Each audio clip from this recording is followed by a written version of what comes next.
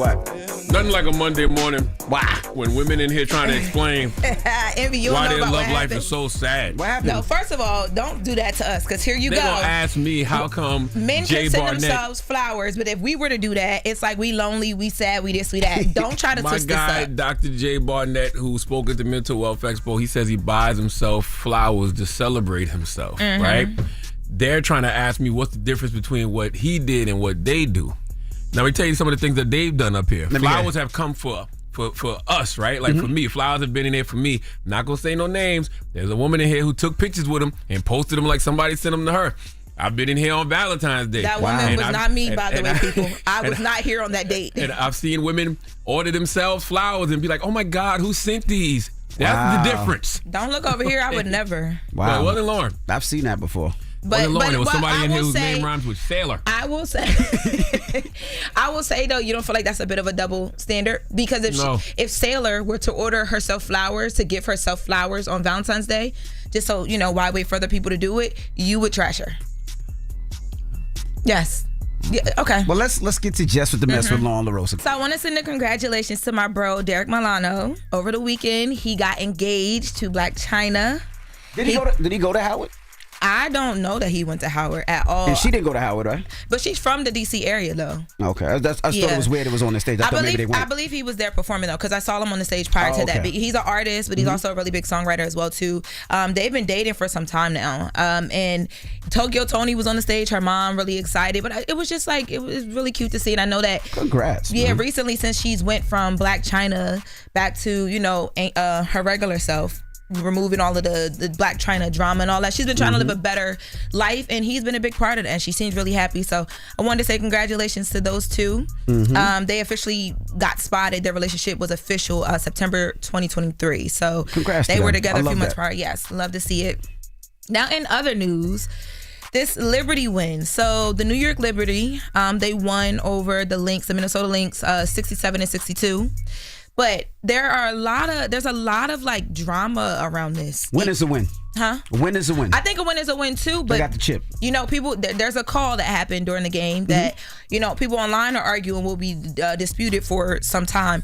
Now let's take a listen. So we have audio from Breanna Stewart, who sealed the win for the team. Let's take a listen. What does it mean to bring New York its first championship ever? I've been like manifesting this moment for a while, and there's no feeling like it. This game, and credit to Minnesota, because they gave us a tough series, and the fans have been amazing everywhere we've gone. But to be able to bring a championship to New York, first ever in franchise history, it's an incredible feeling. And I literally can't wait to continue to celebrate with the city, because I know it's gonna be bonkers, fact, right? Salute to the Liberty. That's the first championship for New York since the Giants won the Super Bowl, right? Back in the day? Yes. And the Liberty they were one of the first teams to play in the first WNBA The Yankees game. did after that, right? The Yankees won after that. The Giants won. No? Okay, go ahead. Okay. Well, so we're talking about this call, right? So Breanna Stewart, she's being credited for, bringing the game home because she hit 2 free throws. When she hit the 2 free throws, it tied the game up, took it into overtime, and then the Liberty She missed 2 free throws before that, though. She had a terrible game last night. Her and Sabrina. But they won. The two that she hit are the ones that are being talked about, right? So LeBron had tweeted out, "I'm sorry, but that wasn't a foul. Let the players dictate the outcome of a close battle tested game." So basically, people are upset at the refs. They feel LeBron like is right. They feel like when the refs stepped in, they called a shooting foul on Alana Smith. That gave Breanna she was able to shoot the 2 free throws after that. That's when the trajectory of the game changed, and they're basically saying that the refs should have minded their business. Now mind you, I didn't mind when the ref did that, only because I'm like, you know what? For the WNBA, that's good. It's good for a game to go into overtime. It adds to the excitement of the season. So right. I wasn't really too upset about it. It was good to watch, but the coach of the Lynx, she was really upset. She was upset? Yeah, let's take a listen. I thought today was incredibly disappointing. The challenge, we have got to change our challenge rules, and the officials doing the game should have a third party, because that was not a foul. I know all the headlines will be Reeve cries foul. Bring it on, because it was stolen from us. She's right. upset. It wasn't a foul. That was Cheryl Reeve, by the way. Yeah, she was upset. Now, people were saying that this foul is going to be debated for some time, whether it should have been called or shouldn't have been called. So Doesn't you feel matter. like it was good for the game, but should it have been called? Yes, the foul should have been. No, the foul should not have been called. But I feel like it was good for the game to see the game get tied and go into overtime. I feel like that was the best way for the WNBA season to win. This has been a very transcendent season for the WNBA, so it was a great game. But women in the WNBA shouldn't want a man's help in order to win those games, and the men bailed them out last night. Shut up, man! Congratulations to those women Don't yesterday. do that. And You might have them girls that they gonna walk from the Barclay to stop playing with And them. it's like that in every sport. Every ref can't get every foul, every call right. Not like that though. Not in the final seconds of a championship game. You got to let them play like Bron It's said. easy to say when you're on TV, but when you're in the mix and it looks like a foul, they call the foul. We see it all the time in every sport. No, they wouldn't. They wouldn't do that in the NBA. They would have a riot if they did that in the NBA. Congratulations. Why would they riot?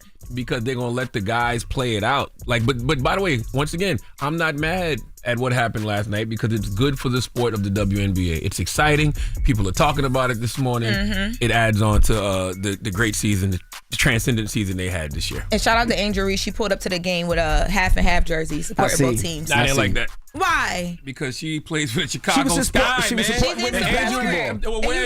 Wear a WNBA shirt. Angel Reese is a WNBA. dog, okay? And when you a dog, I don't want to see no dog representing two other teams that you don't even play You for. wanted her to just pull up with a shirt that say Man. literally WNBA. And, That's and it. you know Teresa Witherspoon is her girl, so she was supporting the WNBA. I'm with all of that, but she don't play for either one of them teams. That's all right. She's supporting. You got to play both them It's teams a next year. bipartisan sport. Man, please. You got to play both them teams next year. I don't like that. Like, Congratulations to the Liberty. Yes, congratulations, ladies. That's right. All right. And that is Jess with the Mess with Lauren LaRosa. Now, when we come back, we got front page news, and then Laura Trump will be joining us. She's the co-chair of the Republican National Committee, and also that's Trump's daughter-in-law. So Yes. we're going to talk to her in a little bit. It's The Breakfast Club. Good morning.